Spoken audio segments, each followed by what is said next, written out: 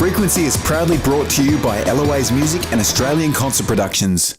On the first episode of Frequency, we start our journey into the world of music production. We're joined in studio by hard rock outfit Ironbird. We're going to be hitting Eloise Music to find out all about how to choose the right guitar and what it takes to set up a home studio. Next, we're going to drop in at Lush Recording Studios to get a sneak peek at some rare vintage gear. I'll also be out on location with Australian Concert Productions to find out all about what it takes to set up for a live sound production.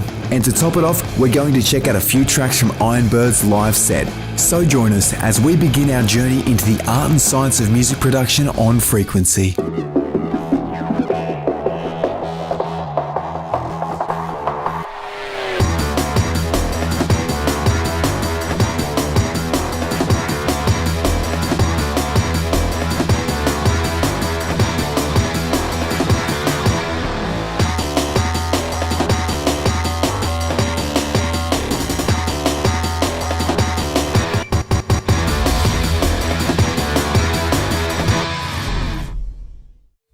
Hey guys, and welcome to the first ever episode of Frequency, the show that explores the art and science of music production. I'm your host Rick James, and this week's episode we're joined by Johnny and Skip from Ironbird. Guys, welcome to the show. It is, dude. So guys, when it comes to recording music and writing music, how long have you guys been together for, Ironbird? We've been together for about 4 years. 4 years. We had another guitarist at first. Skip's our new guitarist, but he's been probably a year and a half in the band now. Yeah. So we did two EPs with the last person. He's done the last two EPs with us. Yeah, fantastic, fantastic. And I mean, what's the response been with you guys so far? I mean, describe your music genre, so to speak. Well, I suppose we're very influenced by like punk, rock, metal, sort of. We're a little bit of a mixture between them, but we've got sort of like an 80s sound, I suppose, mixed with... Bit grungy, I suppose. A bit grungy nowadays. Yeah. In the last 6 months, we've sort of taken a new leaf. Yeah. Okay, and sort of, what artists have inspired you guys in the past? Is there anyone in particular that sort of, comes to mind when you guys started the band, or has it changed over time? When we first started the band, we wanted to start a band that was sort of like Motorhead. Yeah. Like a Motorhead sort of hard kicking rock and roll. Awesome. With the elements of punk, like your Dwarfs and all that sort of stuff. And then, as time has progressed, it's gotten bigger and bigger and a bit different. His guitar playing is a bit different than our old player, so we've gone a little bit different now, but... Yeah, so you guys have kind of just in a good way explored and work forward with the music to sort of, fit the new members of the band and see how things go. Yeah. Excellent. And when it comes to the live stuff, I mean, how do you guys find it? You all sort of gel well together? Yeah, definitely. It's always fun, We always make sure we put on a good show. Yeah. We don't stand there and stare at our shoes or anything. We rock out the whole time from start to go. Yep. If you're not covered in sweat and you smell bad after a gig, you're not playing it right. Yeah, that's right. Yeah, well, look, we're going to look forward to talk to you guys throughout the episode. Okay, guys, it's now time to join Anthony at Eloise Music, where he'll be finding out how to pick the right guitar.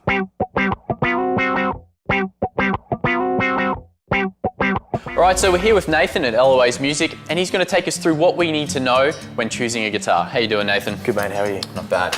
Alright, so I'm looking to learn how to play guitar. So what are my options and where do I start? Yeah, look, if you're looking to learn guitar, there's two options. You're looking at classical guitar, which has got nylon strings, or you're looking at the steel string guitar. We'll start with the classical guitar. So what are some of the defining features of a nylon string? Traditionally, a nylon string is a smaller body. It has the nylon strings, of course, which is a lower tension, so it's softer on the fingers for learning, and it does have a nice mellow sort of finger picking tone about it.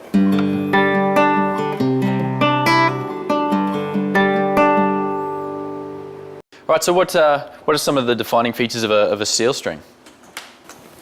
Some of the features of a steel string, traditionally it's a bigger body size than the classical, which will give it a louder sound. It does have the steel strings, so a lot brighter than a classical as well.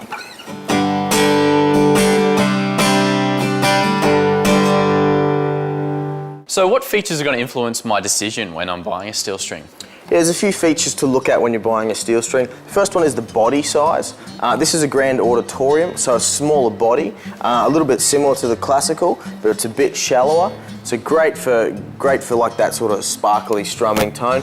You do get the bigger dreadnought body, And obviously, of course, the next feature is the neck you want to look at, and make sure you're finding one that's nice and comfortable for the hand.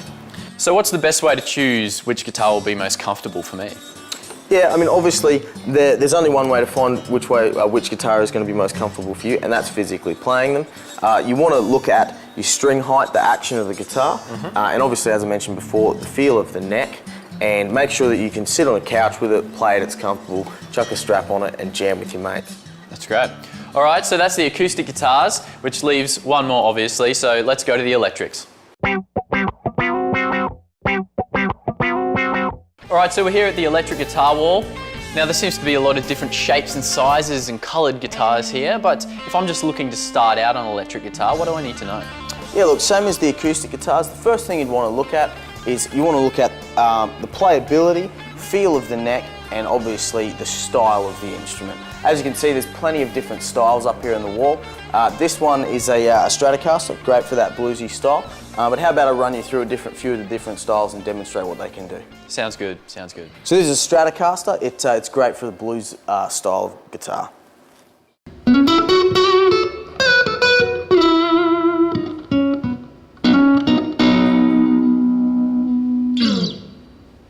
So you can hear it's got that very sort of, Eric Clapton, John Mayer sort of blues tone about It's it. a very mellow feel about it, isn't it? It's Yeah. yeah. What if I was looking for something more classic rock sounding? Looking for something a little bit more classic rock sounding, you're looking at something like this guy, the Les Paul. So what's different about this particular guitar compared to the Stratocaster? The big difference between these two, first of all, obviously you can see the body shape is different. The big difference though is the pickups in it. This one is what they call a humbucking pickup. It's effectively two of the single coils in there, so it gives you that fatter sort of rock tone.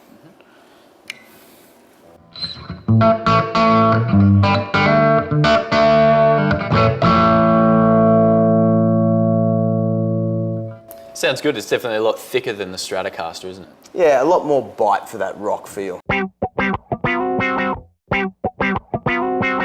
All right, so if I was looking for something more metal, what would I be looking at? This is a great guy for that sort of style, the BC Rich Warlock. He's got the active pickups, so it's got a lot higher output for that grunt of metal. But I'll give you a quick demo.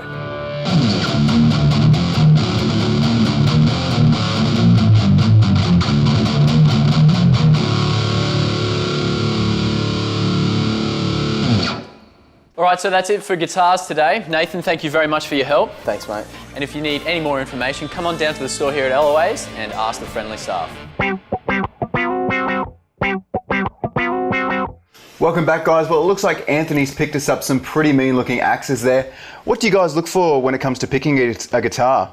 I mean, everyone's different, like if it feels good, then it's all sweet, but I don't know. It depends if you're doing electric or acoustic or what you're kind of doing. But I mean, like, what? Different pickups. That's it. What do you like to play, Skip? You like your Gibsons? Like Marshalls, yeah. And your Gibson Marshalls. I mean, it's pretty generic rock, but it does the job. Yeah, It's badass. that's right. That's right. I mean, do you spend a lot of time before picking a guitar, I suppose, feeling out the neck and?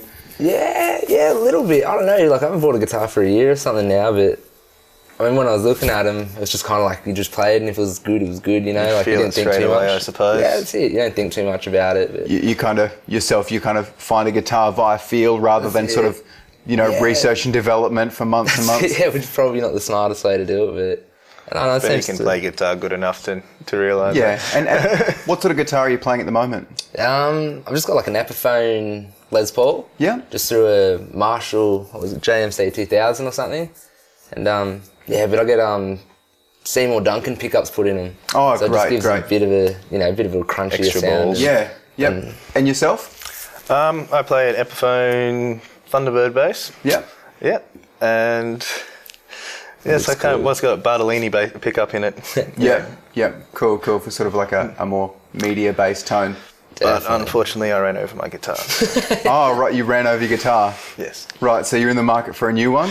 I've been looking. Yeah, Yeah. Yep. And have you got anything in mind for what you're looking for the next one? I liked the Ibanez. My mate's got an Ibanez that's pretty good. It's got a nice solid sound. Yep. Yeah, I'm looking for something a little bit.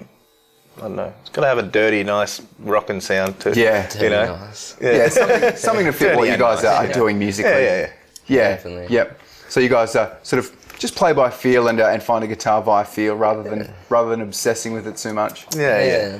You know, if there's no point researching it and then picking it up, if it sounds bad when you pick it up and play it, you're not going to buy it, are you? Yeah, that's right. And you've got to enjoy playing it live. Exactly. Because at the end of the day. Yeah. Okay guys, after the break, we're heading out on location with Fraser as he checks out Lush Recording Studios and gets a special peek at some rare vintage gear. See you after that.